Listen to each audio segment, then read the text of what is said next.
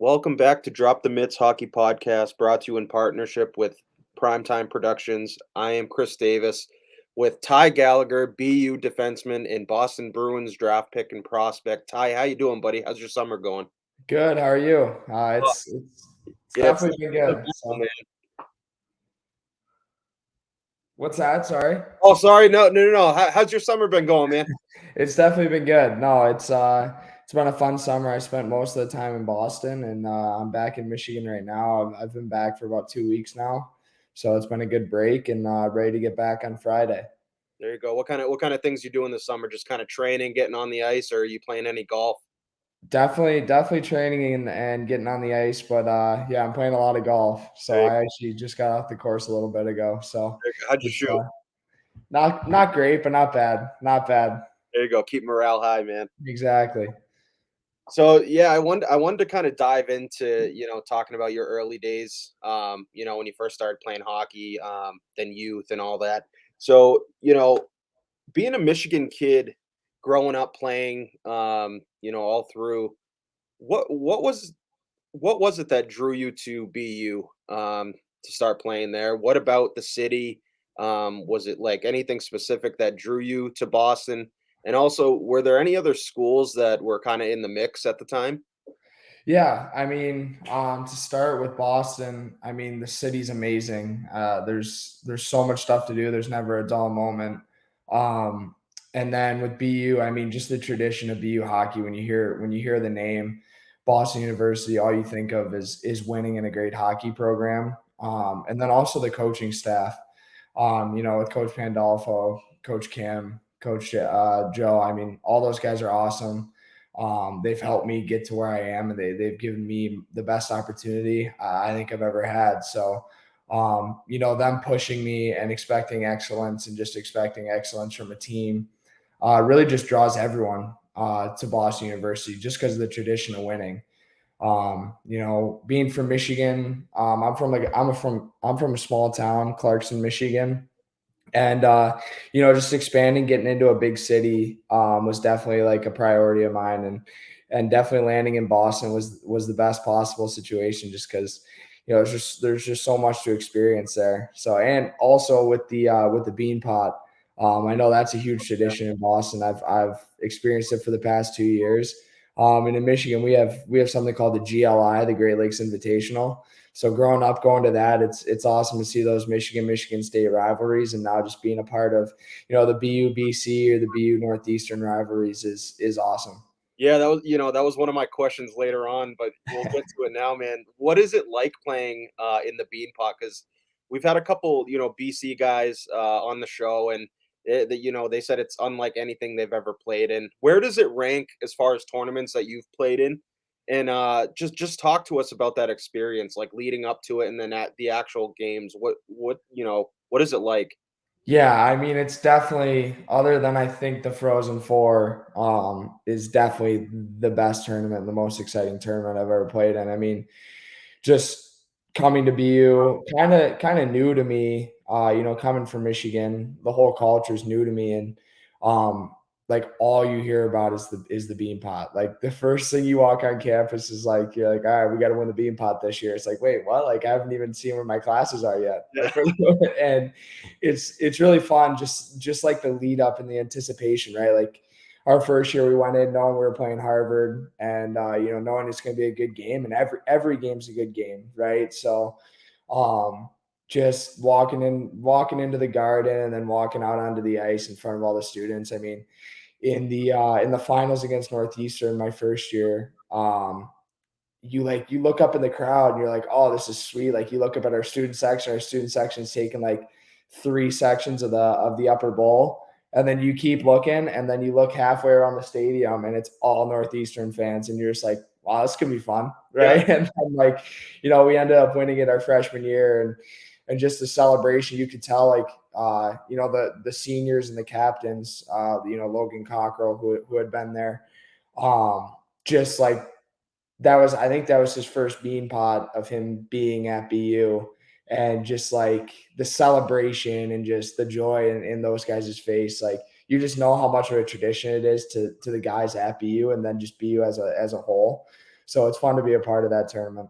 Yeah, how was that celebration, man? How fucking crazy was that? I bet. Oh man, I mean, like it was just like the build up, and then like the final buzzer goes off, and you win 1-0 in the last 2 minutes of the game. It's just like, oh my gosh, like you're going nuts, right? You're jumping all over guys, and it's just the best feeling ever. So Yeah, like the first game isn't, it's all the people that are coming from work and getting off early, but it's that second game where it fucking packs up. I remember last year we went.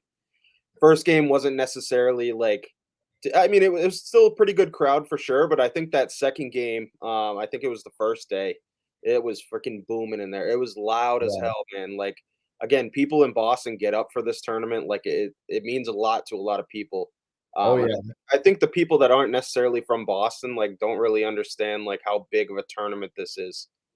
Yeah, definitely. I think like even from experience, like people like that I've met on campus, they're like, "Oh yeah, I'm going to the Bean Pod." It's like, "Oh, like sweet, right? Like we'll see you there." And they come back and you see them in class the next day, and they're like, "Oh my god, that's the Yeah, craziest thing I've ever seen," because they've never experienced it before. yeah. So Where it's just pretty fun. So, where does it rank in like your all-time like tournaments that you've played in? ooh, I mean, my top tournaments has to be Frozen Four, then Bean Yep, Pot, and then I don't know. I played in a couple national championship tournaments growing up, and I played in U18 Worlds with the US team. That's up there for sure. Um, I think like even to throw it back even further, my team actually was fortunate enough to win the Quebec Pee Wee tournament. So not a big that was also a pretty fun tournament. So humble uh, brag. Yeah, oh yeah, that's but unreal. no, it's up there. It's definitely number 2 or top 3. Like it's just such a special tradition. Yeah, man, it's so fun to watch you guys, honestly. Like the talent level in the Hockey East is unbelievable. It's some of the best hockey around. Absolutely. Yeah, growing up, was there a did you have a favorite player? I mean, obviously you probably had a favorite player, but was there a player growing up that you really tried to like emulate your game after? I mean, growing up in Michigan as a defenseman, everyone watched Nick Lindstrom, and I think definitely a guy that I looked up to, and I mean, you can say like, I want to play like him, but it doesn't. Once you get more serious, you obviously pick new guys, but just like the person that he was, around the community, and then just, I mean, his game on the ice speaks for itself. But I think just the way that he carried himself all the time, and then also just his play on the ice is definitely something that every defenseman in Michigan looks up to. Yeah, for sure, man. And obviously, I mean, you being like a smaller defenseman, puck moving defenseman. Mhm. Um, are there any guys in the league today that you kind of look at and kind of see similarities? Yeah, I think one guy that since my games progresses that people have compared me to is a guy like Connor Clifton. Just like a 6 foot, Yeah, competitive two-way defenseman who can move pucks and also create offense, but a guy who's really going to compete for everything that he wants. So I think that's definitely a guy that I try and emulate my game after, and try to watch and see what his tendencies are, just to add him into my game and overall progress my game. yeah. You mentioned your first couple years at BU. You've had two incredibly solid years. Um, are there any aspects of your game that you've been like working to most improve? And then what would you say that like your biggest strengths are in your game? Yeah, I think definitely something that everyone tries to improve, and I know it's cliche, but and I think I said it at development camp too, but it's just getting bigger, faster, stronger. I mean, with every level and with every step that you take, more responsibilities come, and just getting bigger, faster, stronger, so you're ready to take on those responsibilities is definitely the most important part of the summer and the off season, in the gym, on the ice, and just working on blue line stuff, game like situations, is definitely something that I focus on in the summer too. And just making sure that when I step into camp, when I step into practice on for BU, like you're ready for every situation and you've seen things over and over again. And then just some strengths. I think my biggest thing is just my two-way ability. Being able to lock it down to the defensive zone and have that competitive mindset. Um, while also being able to add offense and make a great first pass. I think that's one thing that I take pride in my game is being able to break out pretty much any puck that's put in front of me and make the good first pass. So those are definitely things I focus on every night. Um, so you got the opportunity to play with Lane Hudson, who obviously, for anyone that follows college hockey, he had an unbelievable freshman year. Yeah. What was it like playing with a guy like Lane, and what kind of guy is he like in the locker room for people that might not that just see the game on the ice, and what kind of person is Lane off the ice? Yeah, I think you just give the puck to him and let him skate, to be honest. Yeah. No, I mean, Lane's an unbelievable player, and guys who have watched our team and guys who have watched, him in the past would say the same. And obviously, him going high in the draft and, having a great freshman year, which he deserved. But what I think makes him more deserving is like you said, the guy that he is in the locker. I mean, all the guys love him. He's energetic, like he's nice to everyone. Treats people like he wants to be treated, and I think that's definitely like a huge importance to me, at least. Like just being around guys who are not only good at hockey but are also good people, and he's definitely a guy who shows those aspects, and it's really impressive. And it was so fun playing with him, just watching the skill that he has, and just his ability to pretty much do anything at any time and wow everyone in the stadium, is even the guys on his own team.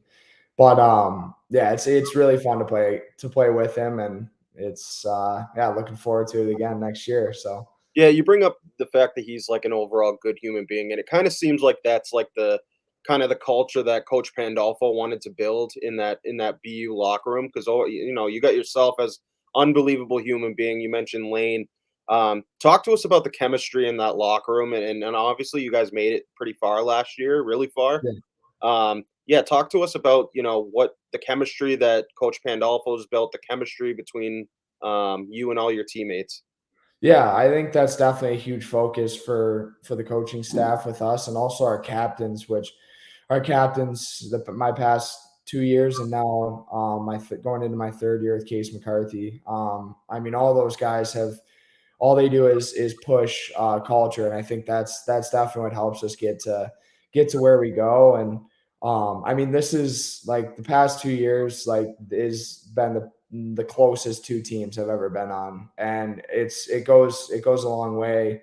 I mean, obviously making it to the Frozen Four, but just I mean, we're going to compete. Everyone's going to compete, and it gets competitive in practice, on the ice, but off the ice, we're going to each other's rooms, we're hanging out, we're playing video games, we're whatever, playing cards, like just hanging out, and everyone loves everyone, and it's a fun team to be around. There's not a single guy that you're like, oh, like I don't want to be around him today, or anything. Like everyone is, you walk in the locker room, it's like, hey, what's up, man? Like how's it going? Like whatever, and then you're with each other every day. So it's definitely no one that you get sick of. Our culture is unbelievable, and it's something that's stressed and pushed on us, and it's something that we take pride in. Yeah, you mentioned you guys made it as far as the Frozen Four, and you don't get that far unless you have every single player, every single coach buy in. So I mean, that's definitely a huge factor, and pretty much everyone we talk to kind of says the same thing. It's you got to have everyone buying into the culture, and yeah, have that chemistry with each other. Yeah, definitely. So I want to go back to Lane. Obviously, his brother Quinn is on the team too. Any sibling rivalries ever? I mean, do they get along pretty well? Any good stories about those two? Oh man, I mean, they're the Hudsons are awesome. I mean, they're fun to be around, and in practice, like they'll go back and forth. I mean, everyone's seen Quinn has probably one of the best shots in college hockey, and that kid can like he can shoot the puck like no one I've ever seen.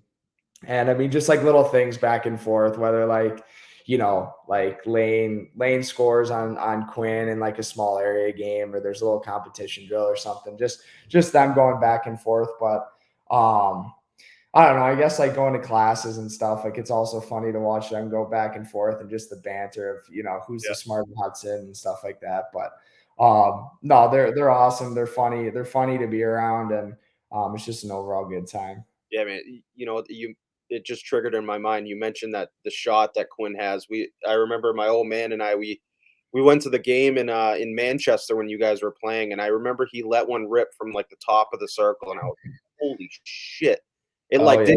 didn't even look like he had put any effort into it. It was fucking crazy. But yeah, you mentioned those two.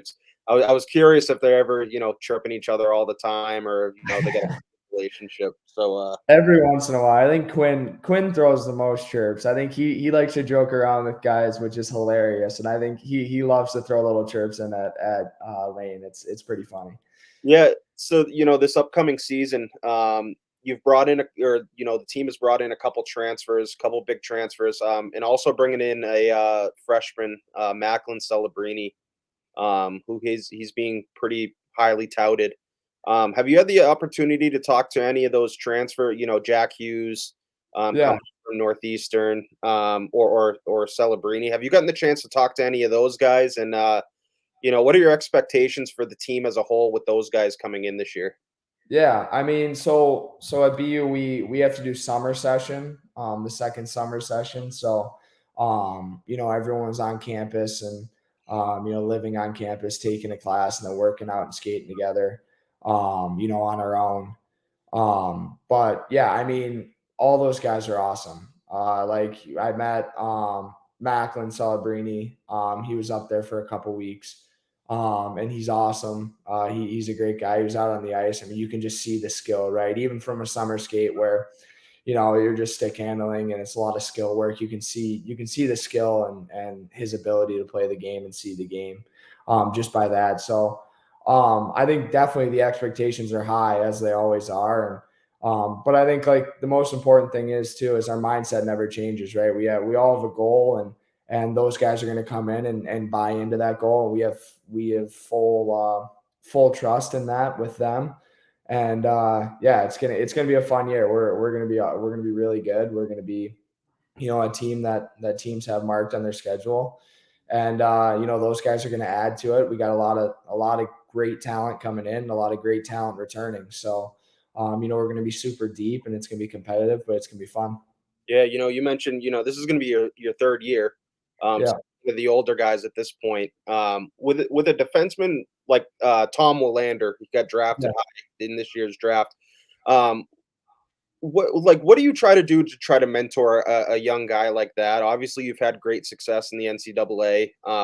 You've had really good success at at the highest level. And so what kind of things do you try to teach the younger kids about the game, and then just being a Division 1 athlete? Yeah, I think the most important part and what my mentors when I came in for my past 2 years being an underclassman, I think the most important thing is just like let them like do that, like play their game, let them be themselves, and everyone's gonna make mistakes, even first round draft picks and even top 10 picks. Like we have a lot of expectations for those guys, but at the same time, we got to let them do their thing. And I think like just here and there, I think obviously like with experience, I think I could definitely add in some things and tell them, say, hey, like on this one, like this move will work, or on this one, like look for this option, like the guy will be gone for a breakaway, like little things like that. But these guys all have skill and they have a ton of talent. So the most important thing is just let them play, and good things are gonna come from that. I know, playing with Dom Fensori for the past 2 years. He was great with that. I made mistakes. I made plenty of mistakes, but he was the first guy, right? When we get back to the bench, he's like, all right, guy, like next play here, like next play, like keep doing you, right? Like it's really impressive. And I think that's also led to a lot of my success. It's just the people that I've been around. So I think just letting them do their own thing and letting them play their game, obviously, because their game got them to where they are. So just letting their skill take over and just adding in some little pointers here and there. But yeah, overall, just letting them do their thing. Yeah, that's awesome, man. Yeah, you mentioned, Dom Fensori, so it's awesome that you kind of take what you learned and now you're kind of showing the younger guys, and that's how you build that winning culture and you continue Yeah. that winning culture. Even after you guys leave. So no, that's awesome. I mean, that's definitely good leadership right there for sure. Um, so 2021, man, the draft rolls around. Yeah. and yeah, you hear you hear your name called, 7th round, Boston Bruins. Um, Talk us through that day. What was that, what was that experience like? What was the pre-draft process like? Um, and I always ask, were there any other teams that you thought you might have been going to? And were there any like bizarre draft questions that you got asked? Yeah, I mean, like, I think like what's so cool about the draft is like, I mean, obviously you have interviews and pre-draft interviews and all that, like questionnaires and stuff like that. But the best part is like you have no idea where you could go, right? Like any team could pick you at any time. But just seeing my name pop up next to the Bruins logo, it's just like a dream come true, right? It's an original six team, and just the overall culture is, competitive, hard nosed, like detailed culture and a winning culture. So just seeing your name pop up next to that logo, it's just a dream come true, for someone who's grown up, watching the original six teams and obviously the Red Wings being an original six team, like the rivalries and stuff like that. And just overall like the players who have gone through the Bruins program and who are at the Bruins program, right? Like it was just a special feeling. I had my family and friends all around me, and it's definitely a big celebration. It was fun. My dad like came in with the phone behind me, and I had no idea, but somehow he knew. I don't know how. I think he might have just been getting ready for it, but yeah, he came in with the phone and it popped up, and you could see me jump up, and all my friends and family jump up, but it was definitely fun. Like just the overall process was super stressful, but it was fun. It was fun. All the interviews were my interviews were actually they were pretty good. Um, but yeah, it was a stressful process for sure. Any Were there any bizarre questions that you got asked? I've heard some insane, like, whether on other podcasts or whatever, like GMs just friggin' like wilding out asking the weirdest questions. It's like, Yeah, did you have that experience or I didn't have any experiences like that, to be honest. All my interviews are actually pretty mellow and like just like, asking about school and asking about hockey and just like your process and what you think and stuff like that. But I know guys that I played with had like the different questionnaires are pretty funny to see. Like, yeah, they're like IQ questionnaires and stuff, and like it's like you're like, what kind of question is this? Like, I know they all have a purpose and they all lead to something, but it's just funny to see like the paper in front of you, and it's like it's almost like that scene from Miracle, right? When Jimmy Craig? yeah, when Jimmy Craig's like, yeah, I'm not taking this test or whatever. It's like, what is this, right? But it's fun and it's a fun process, and just talking with your teammates and the people who are going through it with you is definitely fun too. Yeah, So you want me to take your test? I'll take your test. yeah, exactly, We're exactly. all just crushing beers trying to figure out this test. But so, seventh, you went in the 7th round, which obviously, dream come true for you. You mentioned, Yeah. I mean, anytime, any pick, obviously, it's a huge accomplishment. Does you going in the 7th round, does that add any like motivation to you personally? And does that kind of put a chip on your shoulder that, hey, maybe, I know I'm more talented. I should have gone earlier. Um, like I said, is that just something with you personally that you kind of have a chip on your shoulder? Yeah, I mean, definitely. I think, even before the draft, like I've always played with that little chip on my shoulder, right? Like just trying to prove that I deserve to be where I'm at. And I mean, going in the seventh round, like I said, is a dream come true. Like anywhere in the draft, like I just wanted to hear my name called, right? And Absolutely. um, I honestly believe that I'm in the best spot that I can be. Playing for BU in Boston, being drafted by the Bruins is definitely something that is not many people can say and not many people have. And especially being surrounded by so many Bruins staff and ex Bruins staff and stuff like that is definitely puts me in a good position. But um, yeah, no, it's exciting and it's been fun. So Yeah, so obviously the Bruins have a couple of former BU guys, Matt Charlie McAvoy, Matty Grizzlick. What kind of have they been good mentors to you? Like, what do they mean to you? Obviously they've had great success at the highest level. Um, are those couple guys that you look up to? Do you have contact with those guys? Have they given you Definitely. any tips on or whatever on what it takes to be successful?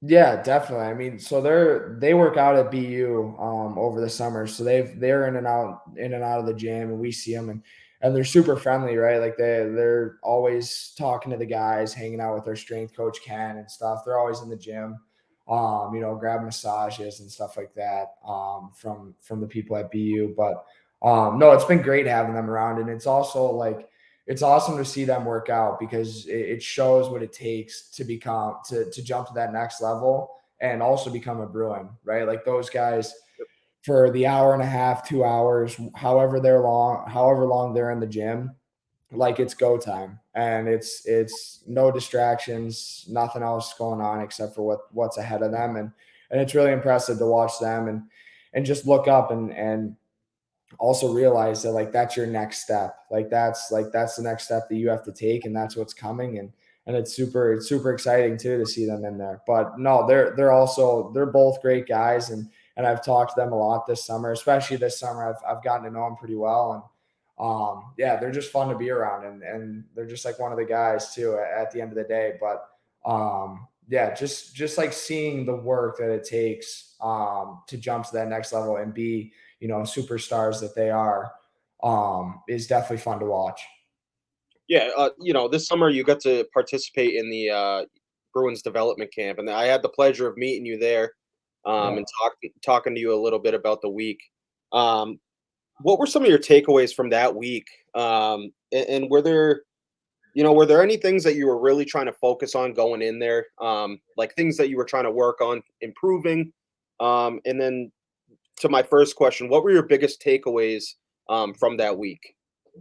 Yeah, I think just again, just proving that I'm supposed to be in the position that I'm in, and I'm supposed to be on that ice with those guys.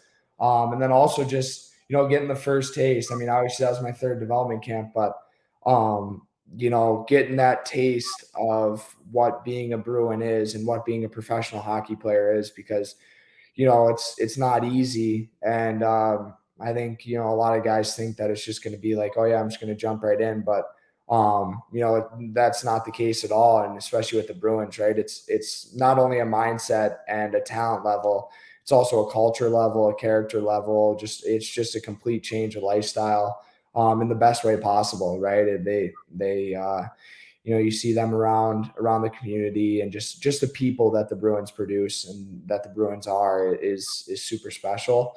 So being at Dev Camp with all those guys and all the prospects and all the invites and all everyone there that's involved in those camps is super fun, and it's great to get to know those guys and just surround yourself with people that are in that culture and have taken that culture in, and yeah, it's really fun. Yeah, man, you had a really strong camp. Like I said, you mentioned earlier some of your strengths. Something I definitely noticed was your two-way game, especially during the scrimmage. I mean, you were able to make plays both ends. Making stops on defense and then producing offensively. So yeah, that was really cool to see. And then yeah, man, honestly, it's been such a pleasure talking to you, and I can't thank you enough for taking time out of your out of your summer and out of your day to come join us. Absolutely. Thank you for having me. This is awesome. Hopefully see you soon. Yeah, for sure, man. Best of luck this year. I know you guys will, you'll kill it this year, and hopefully you guys are right back at the Frozen Four. Thank you. I hope so too. All right, man. Take All care, bro. right. See you soon. Bye. Bye.